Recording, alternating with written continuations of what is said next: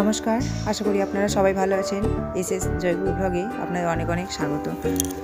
তো আজকে ব্লগটা শুরু করছি একদম খুব সকাল সকাল থেকেই। এখন বাজে হচ্ছে 7:30। তো আমি স্নান করে চলে এসেছি। আজকে শিবরাত্রি, আপনাদের সবাইকে মহাশিবরাত্রির শুভেচ্ছা জানাচ্ছি। তো প্রতিদিনের মতোই সকালবেলা স্নান করে যে আমি পুজো করি, বাসি কাজ সেরে স্নান করি, তারপরে পুজো করি, তো ঠিক সেই রকমই আমি আজকে বাসি কাজ সেরে স্নান করে পুজোটা সেরে নিচ্ছি। আজকে শিবরাত্রি হলেও শিবরাত্রি লাগবে 8টা বা 8:30টার সময়, আমি যেটা শুনলাম। তো যাই হোক, আমি ঘরের পুজোটা যেমন প্রতিদিনই করি, তাই ঘরের পূজাটা আমি এখন সেরে নেব, কারণ সারাদিন তো উপোস রাখা ভালো না, ঠাকুরকে জল মিষ্টি তো দিতেই হবে। তাই আমি এখন ঠাকুরের, কালকে বৃহস্পতিবার ছিল, কালকে পুজো করার ফুল টুল সব পরিষ্কার করছি, ঠাকুরের আসন পরিষ্কার করছি, ঠাকুরকে মুছলাম, ঠাকুর মুছে নিয়েছি, ঠাকুরের আসন পরিষ্কার করছি। তো প্রতিদিনই আমি এই কাজটা করে থাকি। তো এখন ঠাকুরের আসনগুলো মোছা হয়ে গেছে, আর ফ্রিজের ওপরে যে সব ঠাকুর রেখেছিলাম সেগুলোও আমি মুছে নিচ্ছি। আজকে শিবরাত্রির বাবা ভোলেনাথ কি সুন্দর চুপচাপ বসে আছে। তো ভোলেনাথ কি সবার কথা মনের ডাকে সাড়া দেয়? আমার তো মনে হচ্ছে দেয় না, কারণ আমার ভাগ্যটা এমনই, আমি যতই ঠাকুরকে ডাকি না কেন, ঠাকুর আমার ডাকে সাড়া দেয় না। সবার দেয়, আমি দেখতে পাই, শুনতে পাই, বুঝতে পারি, কিন্তু আমার ডাকে সাড়া দেয় না। তো যাই হোক, ঠাকুর মুছে পুজো করা হয়ে গেছে। তারপরে আমি এই ক্যানটা বের করেছি, সে রাত্রে শিবের মাথায় জল ঢালবো, তাই দুধ এনে রেখেছি, কাঁচা দুধ। এই ক্যানের মধ্যে দুধ, গঙ্গা জল সব ঢেলে রাখবো, তাই আমি পরিষ্কার করে ধুয়ে নিচ্ছি। আর সামনে যে ঠাকুরের পরাতটা আছে সেটাও ধুয়ে নিচ্ছি। রান্নাবান্না হলো, এখন বাজে 9:45। মিটি সবার ঘরে স্নান হয়ে গেল, সবার ঘরে স্নান হয়ে গেছে। এই যে মিটি বলছে আমি শিবরাত্রি করবো, কিন্তু শিবরাত্রি তো 2 দিন ধরে করবে, উপোস থাকতে পারবে না, আর তাছাড়া ছোটো এখন করাবো না, একটু বড় হবে তারপর উপোস করবে। রান্না হয়ে গেল, আজকে রান্না হচ্ছে কড়াই টড়াইগুলো এখন ধুয়ে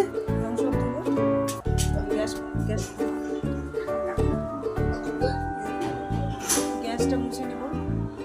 আর আজকে রান্না হচ্ছে এই যে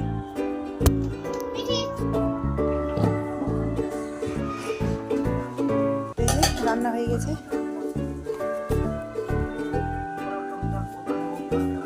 আজকে রান্না হলো বাঁধাকপির তরকারি, আলু ভাজা, বেগুন ভাজা, মটরের ডাল, আর হচ্ছে গ্যাস আমি মুছে নেব, সব ছড়িয়ে ছিটিয়ে পড়ে আছে, এগুলো ধুয়ে নেব। তারপরে শিবের যে ফুল, বেলপাতা, বেল, এগুলো সব আনবো, পাশে তখন আবার আসবো। সৌভিক কম্পিউটার ক্লাস গিয়েছিল, আর আমি গেছিলাম বাজার থেকে ফুল, বেলপাতা, সিদ্ধি পাতা, তারপরে বেল আর সব নীলফুল, সব শিবরাত্রি যা যা হয় নিয়ে আসলাম। নিয়ে এসে সৌভিক এখন 8টার সময় ঘরে ঢুকলো, এখন খেতে দেবো। ভাত বেরিয়ে দিয়েছি, এটা মিঠি আর এটা সৌভিকে, সৌভিকে খেতে দিয়েছিল, সৌভিক খাবে। আর মিঠিটা আমি খাইয়ে দেবো, একটু তাড়াতাড়ি হবে, সেই জন্য জল এসে জল নেবো। পাতাগুলো ধুয়ে রেখে দিয়েছি, বেলপাতার যা থাকে সবটাই আমি এনেই ধুয়ে রেখে দিয়েছি। তবে সন্ধ্যে 8টা 8:30টায় লাগবে, ঘরে পুজো সেরে মন্দিরে যাবো। তখন জল ভরবো, পাশে তখন আবার আসতে পারে। আসলে মুখটা জল আনতে যাবে, তাই এই ঢপগুলো খালি করলাম, খালি করে ধুলাম, ধুয়ে এবং ফ্রেশ করে জল আনতে যাবে। আর এটা মুড়ির ঢপ, অনেকদিন থেকে মুড়ি রেখে রেখে কালো ছোপ ছোপ দাগ পড়ে গেছে, তাই একটু পরিষ্কার করে নেব।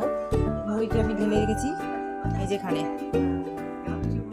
আমি এখানে ঢেলে রেখেছি, ওই জারটা ধুয়ে শুকিয়ে তারপর মুড়িটি ঢেলে নেব। তো আমার ঢপ ধুয়ে শুকিয়ে নেওয়া হয়ে গেছে। আর এইদিকে মুড়ি ব্যাগের মধ্যে ছিল, হাওয়াতে বোধহয় নরম হবে নাকি, তার ভয়ে আর একটু রোদ লাগতো আমার জারের ভেতরটা শুকাতে, তো তবু আমি যদি মুড়ি নরম হয়ে যায়, ওই জন্য জারের মধ্যে আমি ঢেলে দিচ্ছি।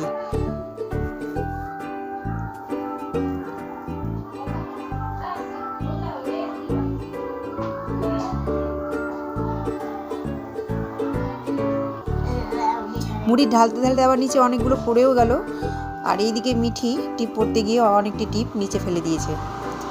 এই যে বসে বসে ওর টিপ কুড়োচ্ছে এখন, ছোট ছোট ছোট টিপ সবটাই ফেলে দিয়েছে, ওর কাজই সেই। আর এদিকে আমার মুড়ি ঢালতে গিয়ে মুড়িও পড়ে গেছে।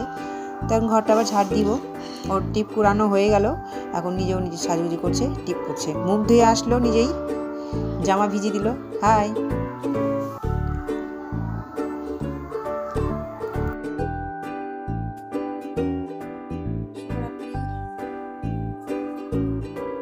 শাড়ি পরে রেডি হয়ে গেছে, এখন শাড়ি পরা হয়ে গেছে, মেকআপ করা হয়ে গেছে, সাজুগুজি করা হয়ে গেছে। এখন ঘরে পুজোটা সারবো। 8:45 বাজে, 8টার সময় পুজোতে বসবো আমি, মিঠি।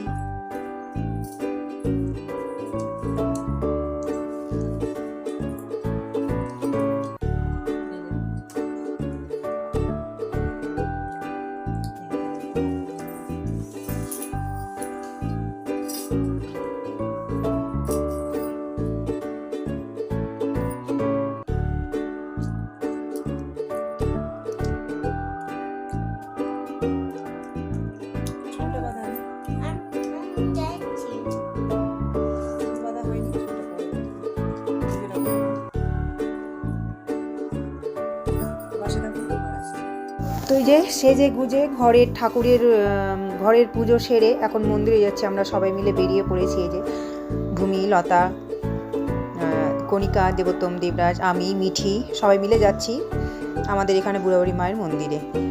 তো এই যে এসে আবার লাইনেও দাঁড়িয়ে আছি। এখানে লাইন দিয়ে পুজোটা হয় আমাদের বাবার বাড়ি বলুন আর শ্বশুর বাড়িতে বলুন।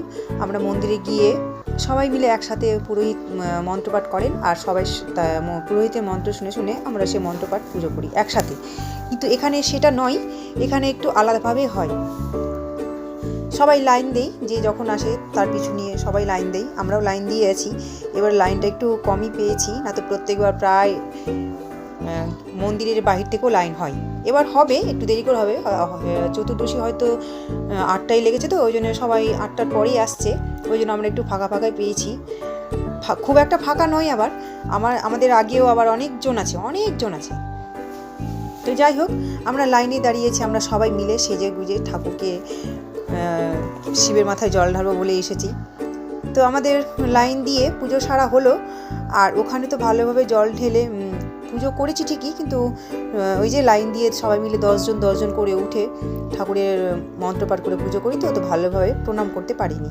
তো এইখানে আবার শিবলিঙ্গ আছে বুড়াবুড়ি মায়ের মন্দিরে, মাকে পুজো করলাম, প্রণাম করলাম। এখানে আবার শিবলিঙ্গ আছে, এখানেও জল ঢেলে ভালোভাবে প্রণামটা করব। তো আমরা সবাই মিলে আছি। আর এদিকে মিঠির বায়না, ও জল ঢালবে। তো আমি ওকে জলটা, ও আর আমি একসাথে জল ঢাললাম, তো ওর জল ঢালা হয়নি, ও নিজে একা একা ঢালবে। তো যাই হোক, এদিকে আবার বুড়াবুড়ি মায়ের মন্দির আছে, সেখানে জল ঢেলে এসে পুজো প্রণাম করলাম। আর ওখানে তো ভালো করে প্রণাম করতে পারিনি, তো এইখানে ভালোভাবে ভক্তিভরে প্রণাম করলাম। ওখানে পুজো হতে না হতেই বললো আপনারা নেমে পড়ুন। তাই নেমে গেছিলাম। প্রণাম ঠিকঠাকভাবেও হয়নি, হাঁটু গিরে হয়নি, তো এখানেই করলাম। আর এইদিকে মিঠি একা একা জল ঢালছে। ও উপবাস থাকতে চেয়েছিল, আমি দিইনি। এখন ছোট আছে, একটু বড় হোক তো করবে। ছোটতে পারবে না, তো নিজে জল ঢালছে, পারে না, আমি একটু হেল্প করে দিচ্ছি, তো আবার নেবে না। তো যাই হোক, আমাদের পুজো সারলাম। এই ব্লগটা এখানে শেষ করছি। আপনারা ভালো থাকবেন, সুস্থ থাকবেন। এই ব্লগটা যদি ভালো লেগে থাকে, একটা লাইক, একটা কমেন্ট, একটা শেয়ার এবং অবশ্যই একটু সাবস্ক্রাইব করে দেবেন। নমস্কার।